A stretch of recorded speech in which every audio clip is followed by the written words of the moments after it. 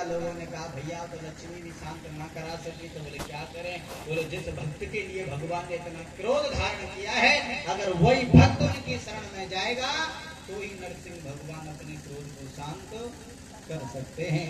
आज भक्त प्रहलाद को भेजा गया। आज भक्त प्रहलाद को देख करके मेरे नरसिंह भगवान ने अपना क्रोध शांत किया और कहा कि बेटा प्रहलाद तू मुझे माफ कर दो। देखो आज भगवान स्वयं अपने भक्त से माफी मांग रहा है। बेटा प्रहलाद मुझे आने में देरी होगी, तूने मेरे लिए ना जाने कितने कष्टों को सहन किया, तू मुझे माफ कर दे, मुझसे विलम्ब हो गया, देरी हो गई।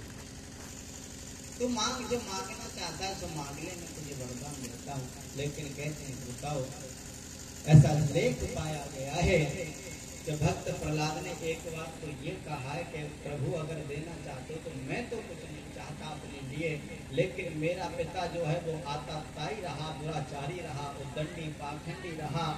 मेरे पिता को आप अधोगति प्रदान मत करना, मेरे पिता को सदगति प्रदान कर देना। केवल देना चाहते तो कहाँ से वरदान मुझे दे दो। केवल अपने पिता के लिए मांगा। तो आज कहते हैं श्रोताओ, नरसिंह भगवान ने कहा कि बेटा प्रहलाद ये तो तुझे मांगने की जरूरत नहीं। तो क्यों? बोले बेटा जिस घर में, जिस वंश में, जिस खानदान में तेरे जैसा भक्त बालक पैदा हो जाता है, वो कुल, वो घर, वो परिवार और वो जननी धन्य हो जाया करती है। उस कुल खानदान के परिवार की 21 पीढ़ियों का कारण तरण हो जाया करता है। जिस घर में तेरे जैसा भक्त पैदा हो जाता है। आज कहा कि बेटा तू कुछ मांग ले, तो भक्त प्रहलाद ने यही मांगा, प्रभु अगर देना चाहते हो तो ऐसा वरदान दे दो कि मैं जीवन में कभी भी तुमसे कुछ मांगू तो तुम मुझे कभी देना। यानी कि मैं कभी मांगने की इच्छा प्रकट करूं, तुम्हारे सामने आरती करूं, पूजा पाठ करूं और जाने अनजाने में मेरे मुंह से निकल जाए कि प्रभु मेरे लिए फलानी वस्तु की सुविधा कर दो या मेरे लिए फलाना सुख दे दो, तो प्रभु यदि मैं भूल से आपसे कुछ कभी मांग भी लूं तो तुम मुझे कभी देना।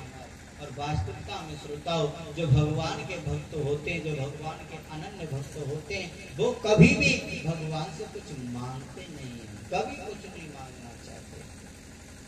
क्योंकि श्रोताओ वास्तविकता में ये सत्यता है, भगवान से हम लोगों को कभी कुछ मांगना भी नहीं चाहिए।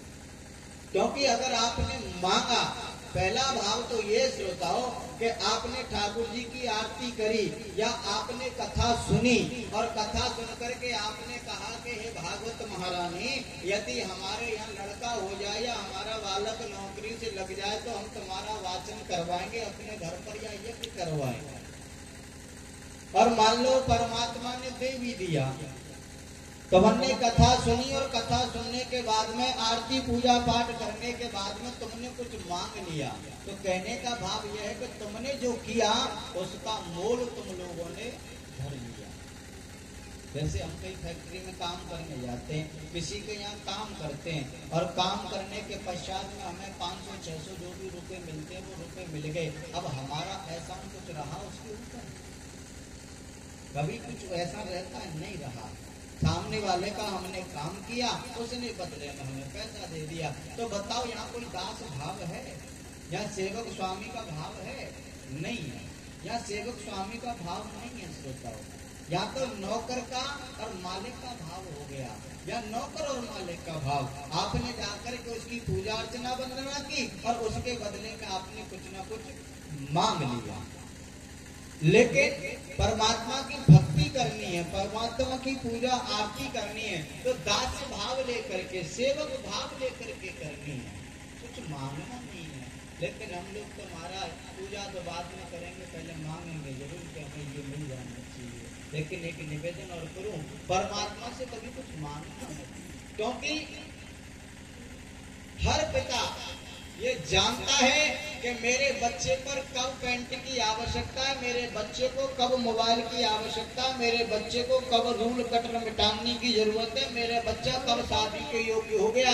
ये हर माँ बाप को अपने अपने बच्चे का बोध होता है और समय के अनुकूल हर माँ बाप अपने बच्चे की जो जरूरतमंद व्यवस्था है उनकी चाहे पूर्ति शरीर बेच करके करे, लेकिन फिर भी वो पिता अपने बच्चे की जरूरतमंद वस्तुओं की व्यवस्था करता है। जब हम लोग एक पाप रूपी माता पिता होकर के औलाद के पालन पोषण भरण पोषण करने की व्यवस्था करते हैं, तो क्या वो जगत पिता हमारी व्यवस्था नहीं करेगा? अरे जिसने गर्भ के अंदर हमारी व्यवस्था कर दी, क्या वो संसार सागर में हमारी पूर्ति नहीं करेगा? मांगना कुछ नहीं है। जैसे हम लोग अपनी औलाद को अपने अनुसार चलाना चाहते हैं कि हमारी औलाद सद्मार्ग पर जाए, हमारी औलाद हमारी सेवा करे, हमारी औलाद हमारा सम्मान करे, जैसे हम चाहते हैं अपनी औलाद को बढ़िया बनाना, तो क्या वो परमात्मा नहीं चाहता? वो जानता है कि अगर मैंने इसको संपत्ति अधिक दे दी या मैंने इसको कुटुंब परिवार अधिक दे दिया तो इसे अहंकार हो जाएगा, और अगर इसे अहंकार हो गया तो पतन के रास्ते पर चला जाएगा। इसलिए वो परमात्मा कभी कुछ देता भी नहीं।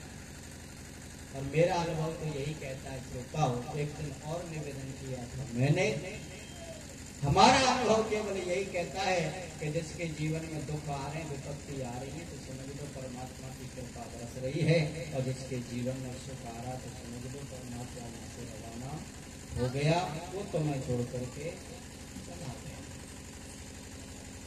क्योंकि आप कोई भी इतिहास उठा करके देख लो, सुदामा का चरित्र उठाओ, भगवान उनके नजदीक रहे तो उन्हें लौकिक सुख नहीं मिला, लेकिन अलौकिक सुख की प्राप्ति हुई। कोई भी भगवान के भक्त उठाओ, रैदास, सूरदास, कबीरदास, जितने भी हुए, मीराबाई, कर्णाबाई, जो भी भक्त हुए, सभी ने संसारिक कष्ट उठाना पड़ा है, तो उन्हें अलौकिक सुख की अनुभूति हुई है।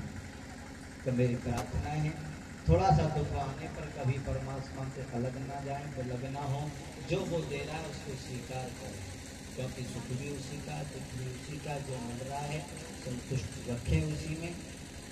मन की तरंगों को नष्ट करें, क्योंकि मन की तरंग कभी पूरी नहीं होती, और मन की तरंग हमेशा हमें गलत मार्ग पर ही लेकर के जाती है, सत्य मार्ग पर ही लेकर के जाती हैं।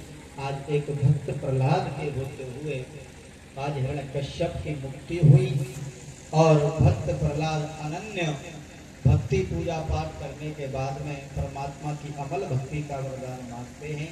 अनन्य लीलाओं को करने के बाद में आखिर चल कर के और भी वंश बढ़े थे, और भी इनकी संतानें हुई भक्त प्रहलाद को, उनके बाद उनके भी हुए। काफी कथा से ऐसे है उनके श्रोताओ, ये जो यहाँ तक की कथा में श्रवण कराइए, ये केवल अभी 7 स्कंद पर पहुंची है, और कथा में 12 स्कंद